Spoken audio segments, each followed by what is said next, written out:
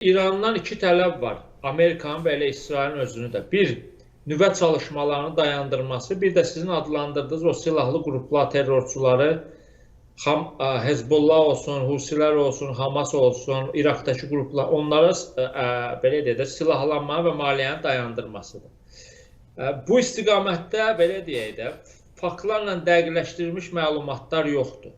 Məsələn, hətta nüvə çalışmaları ilə bağlı İran rəsmiləri, din xadimləri bir ağızdan deyirlər ki, yox, onlar nüvə silahı hazırlamaq istəmirlər. Uranın zənginləşdirilməsini sülh məqsədləri üçün istifadə edirlər. Səhiyyədə bu onlara lazım. Amma faktlar ondan xəbər verir ki, uranı o qədər zənginləşdiriblər ki, yəni bu başqa məqsədlər üçün də istifadə edilə bilər. Və artıq İran rəsmiləri də gizlətmirlər. Parlamentdə də bəziləri çıxış edir ki, əgər İrana təhlükə böyük olarsa, İran nüvə silahı əldə etməlidir. Yəni, inandırıcılığı yoxdur. Yəni, kimsə İrandakı bu rejimə inanmır. Ta ki, İran prezidenti mötədidir, müəyyən vədlər verir, amma o konstitusiyaya görə səlahiyyət sahibi deyil. Səlahiyyət sahibi Ali Din liderdir, ətrafı da sepah generallardır. Onların nüvə çalışmalardan imtina edəcəyini və silahlı qruplara dəstəkdən vaz keçəcəyini gözləmək əbəsdir. Bəli, İsrail bir qədər Həması və Hezbollahı başsız qoydu, zəiflətdi. Amerika Husilərə zərbələr endirdi. Amma bu demək deyil ki, o rejim, İran generalları belə dərhal bu qruplaşmalara dəstəkdən imtina ediblər. Ola bilsin, müəyyən fasilə götürüblər ki, indi Hezbollahın vəziyyəti ağırdır, biraz gözləmə mövqeyinə keçiblər, təhlükəni görür. Amma bu demək deyil ki, bir müddət keçəndən sonra onlara yenə silah, sursat, maliyyə göndərməyəcəklər. Beynəlxalq aləmin, Amerika, İsrail də buna təminatı yoxdur.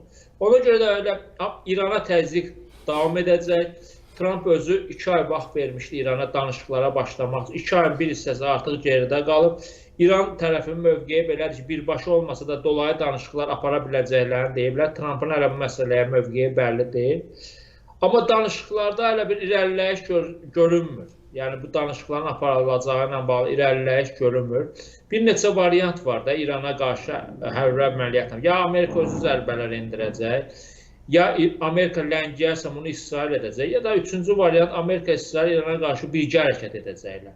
Bu variantlar da mümkündür. İran da Amerikanın belə deyək də tərəfdaşlarını hədələyir ki, hansı ərazidən ki, İrana hücum olsa o əraziləri də vuracaq. Bir çox dövlətin adını çəkir, hətta Türkiyənin də adını çəkir. Niyə adını çəkir? Çünki Amerikanın Türkiyədə Adana yaxınlığında incirlik hərbi bazası var.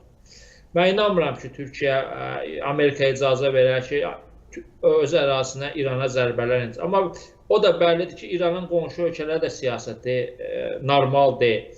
Fikir verin, bu misalı mən bir neçə dəfə demişəm, bu İran Xarici İşlər Naziri ki, indi bir kitab yazıb, Ermənistanda da o erməni dilində təqdimatını keçirdi. Diplomatiyanın, danışıqların gücü. Yəni, kitabın adı İranın siyasətinə tam tərsdir. Niyə tam tərsdir? İranın siyasəti diplomatiyada, danışıqlarda olsaydı, bu qədər ölkə ilə münasibətlərdə gərginlik yaşamazdı. İranın gücü diplomatiyada, danışıqlarda deyil. O, həmin o silahlı qruplarla dəstəkdəndir, başqa ölkələrin daxili işlərinə qarışmaqdadır, 5-ci kolonlar yaratmaqdadır. Bir neçə bu haqda demişəm, bu günlərdə Türkiyədə İrana bağlı 5 kəşfiyyat şəbəkəsi ifşa edildi. Yəni, niyə Türkiyəyə qarşı kəşfiyyat işi aparırlar? Niyə Azərbaycana qarşı kəşfiyyat işi aparırlar? Niyə Azərbaycanda millət vəkilinə qarşı sui-qəsdin izi İrana gedir? Niyə səfirliyimizə hücuma şərait yaradırlar? Bu günlərdə başqa bir dəhşətli faktor üzə çıxdı ki, bu Amerika qəzetdə yazmışdı. Azərbaycanlı rabin, Yəhudi icmasının sədrinə qarşı da sui-qəsd planı hazırlanıb İranda. Özə Gürcüstanda bir belə deyək də, soydaşımı öyrədiblər, o həyata keçirməli.